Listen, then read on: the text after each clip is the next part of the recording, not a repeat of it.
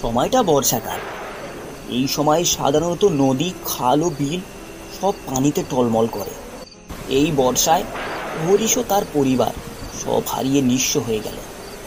শুধু তার পরিবার না, এই গ্রামের সব পরিবার নিঃস্ব হয়ে গেল।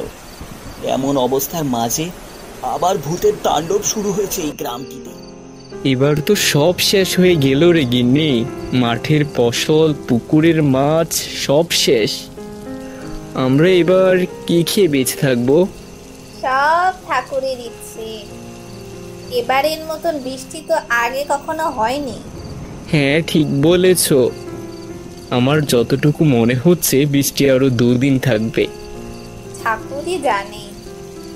আচ্ছা, ঘুমিয়ে পড়ো, রাত কম হলো না? হ্যাঁ হ্যাঁ, চলো ঘুমিয়ে পড়ি। এরপর শোভন ও তার গিন্নি ঘুমিয়ে পড়ল।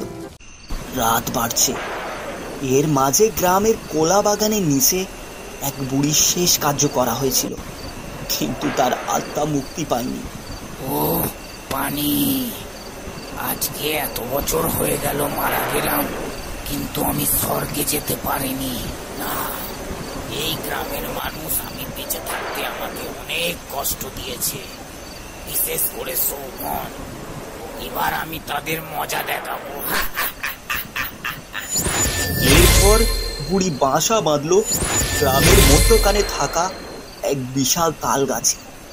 এই গাছটার বয়স কম হলেও আনুমানিক 300 থেকে 400 বছর হবে। হ্যাঁ, এই গাছটাতে আজকে থেকে আমি থাকবো আর মানুষকে ভয় দেখাবো। কই গো, ওঠো গো, দেখো বাইরে সূর্যের আলো দেখা যাচ্ছে। কি হলো গিন্নি, সত্যি বলছো? তুমি বাইরে গিয়ে দেখো তো একবার। হ্যাঁ, এই তো সূর্যের আলো দেখা যাচ্ছে। যাক, ঠাকুর মনে হয় মুখ তুলে চেয়েছে, কিন্তু যা ক্ষতি হয়েছে তা তো আর পোষানোর না। আচ্ছা, আমি জল খাবার প্রস্তুত করছি।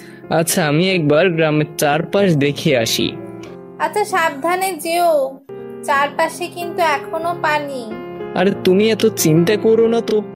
এরপর শোভন চারপাশে ঘুরতে লাগলো। না, আগে থেকে পানি একটু কমেছে। এই তো হরিশকে দেখা যাচ্ছে। এ হরিশ, কি খবর? কি আর খবর, একদিকে তো সব শেষ, আর অন্যদিকে শুনছি গ্রামে নাকি ভূতের তোলপাড়ে আর টেকা যাচ্ছে না। কি বলো হরিশ, সত্যি বলছিস? সত্যি বলছি। আচ্ছা, সব খুলে বলতো দেখি। গত রাতের কথা বলছি। আমি মাছ ধরতে বেরিয়েছিলাম। এরপর আমি যা দেখলাম, আরে এই তো কতগুলো মাছ। হ্যাঁ, এই তো। একটু এগিয়ে গিয়ে শ্মশানের ওইদিকে গিয়ে জালটা ফেলি, তাহলে অনেক মাছ ধরতে পারবো। হ্যাঁ, এই তো এখানে তো কতগুলি মাছ লাফালাফি করছে। জালটা এবার ফেলে দিই। ওরে বাবা, এটা কি, জাল উড়ছে! এ কি দেখলাম আমি! হায় ঠাকুর, রক্ষা করো! এরপর কি হলো হরিশ? এর পরের কথা শুনলে তুই ভয়ে কেঁপে উঠবি। আরে হরিশ, বলতো। তাহলে শোন। এরপর এক ভয়ানক কণ্ঠ শ্মশান থেকে ভেসে আসলো। ওখানে তোর এত বড় সাহস, তুই আমার মাছের দিকে নজর দিয়েছিস? এখানকার সব মাছ আমার। কে কে? ভূত? ও ভূত, আমাকে ক্ষমা করে দাও, আমাকে ক্ষমা করে দাও। ক্ষমা?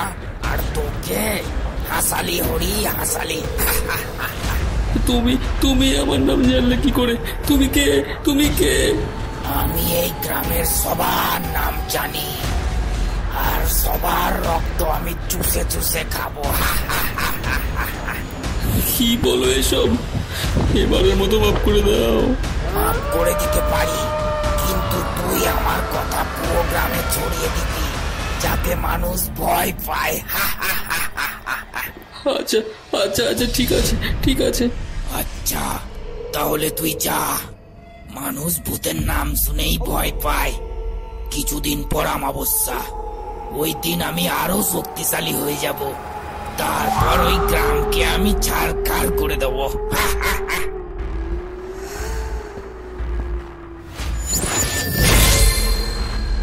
এই ছিল কাহিনী। কাল রাতে কিভাবে প্রাণ বাঁচিয়ে আমি ফিরলাম সেটা ঠাকুর জানে আর আমি জানি। আরে তোর কথা শুনে আমার শরীর কাঁটা দিচ্ছে, কি যে করি। কিন্তু হরিশ, আমাদের সাবধানে থাকতে হবে। আর হ্যাঁ, রাতের বেলা বের হওয়া চলবে না। আচ্ছা, আমি যাই, ফসলগুলো দেখে আসি। জল তো নামতে শুরু করেছে। হ্যাঁ হ্যাঁ, চল, আমিও যাব।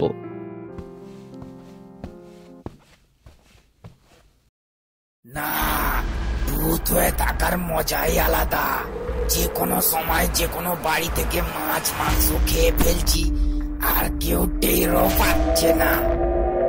কিছুদিন পর তো আবার আমি মানুষ খেকো হয়ে যাব। তারপর তো শুধু মানুষের রক্ত খাবো।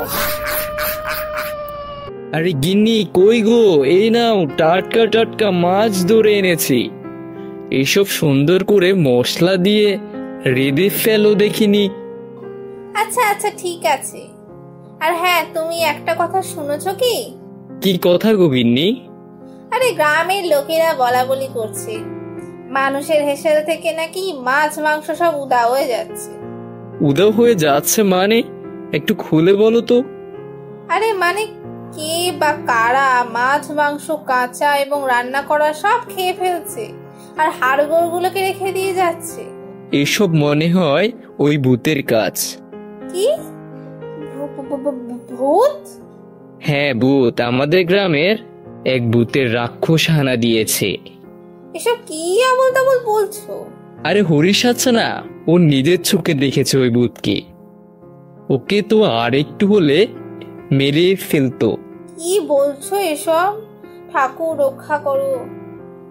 আচ্ছা, আমি হেসেলে যাচ্ছি রান্না করতে, তুমি বসো। আচ্ছা আচ্ছা, ঠিক আছে।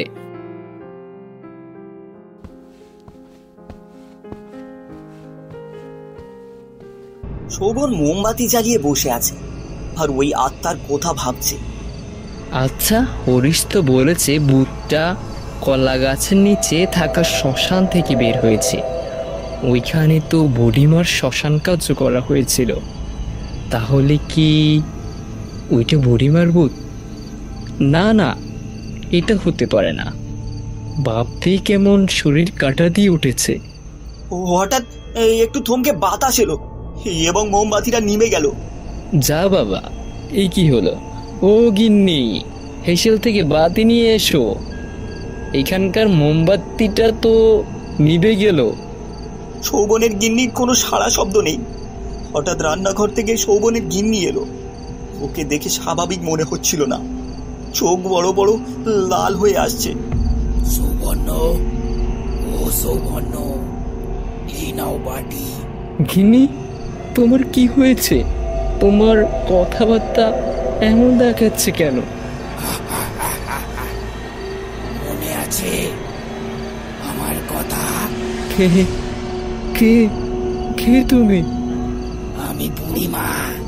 আমি বেঁচে থাকতে তুই আর তোর বউ মিলে অনেক কষ্ট দিয়েছিস, আর কিছুদিনের পর এই পিত্তরাও বিদায় নিবি। এখন শুধু সময়ের অপেক্ষা। আমি এখন গেলাম। শোভনের গিন্নির শরীর থেকে বুড়ির আত্মা চলে যাওয়ায় গিন্নি অজ্ঞান হয়ে পড়ে যায়। মনে হয় বুড়ির আত্মা চলে গিয়েছে। গিন্নি, গিন্নির চোখ খুলো। কি কি হয়েছে আমার? আমি এখানে কেন? আমি তো হেসেলে ছিলাম। আসলে গিন্নি, তোমাকে ভূতে ধরেছিল। ভূত? আরে এটা ওই বুড়ি মায়ের আত্মা, যাকে আমি আর তুমি মেরে ফেলেছিলাম। সে কি? এবার আমরা কি করব গো? আমার মাথায় কিছু আসছে না। এরপর কিছুদিন কেটে গেল। শোভন ও তার গিন্নি ভূতের কথা ভুলে গেল। গ্রাম থেকে পানি নেমে গেল, সব ঠিকঠাক চলছিল। হঠাৎ অমাবস্যার রাতে রতন পশ্চিমের মাঠ থেকে কাজ শেষ করে গ্রামে ফিরছিল। আজকে অনেক রাত হয়ে গেল। না না, তাড়াতাড়ি পা চালাতে হবে। এই তো মনে হচ্ছে পশ্চিম মাঠ থেকে কোনো মানুষ হেঁটে হেঁটে আসছে। আহা, কি সুঘ্রাণ!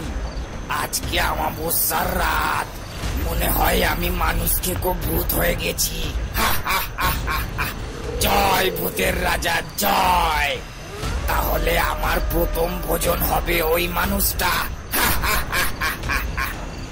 কি হলো, হঠাৎ আমার বাচকটা এমন করে কাঁপছে কেন?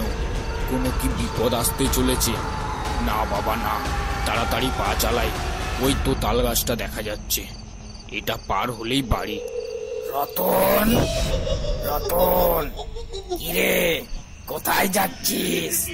দাঁড়া, তোর রক্ত তো দেখি অনেক গরম। আজ তোর রক্ত খেয়ে আমি আমার শরীর গরম করব। কে কে আমাকে ডাকছে? ভূত, আমি ভূত, মানুষকে ভূত। আজ তোকে আমি খাবো। না, কে আছো বাঁচা। কেউ আসবে না তোকে বাঁচাতে। এরপর বুড়ি রতনকে মেরে ফেললো। আহা, কি সুস্বাদু মানুষ খেতে।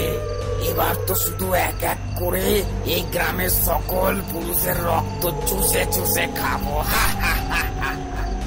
শোভন, ও শোভন, বাড়িতে আছিস নাকি?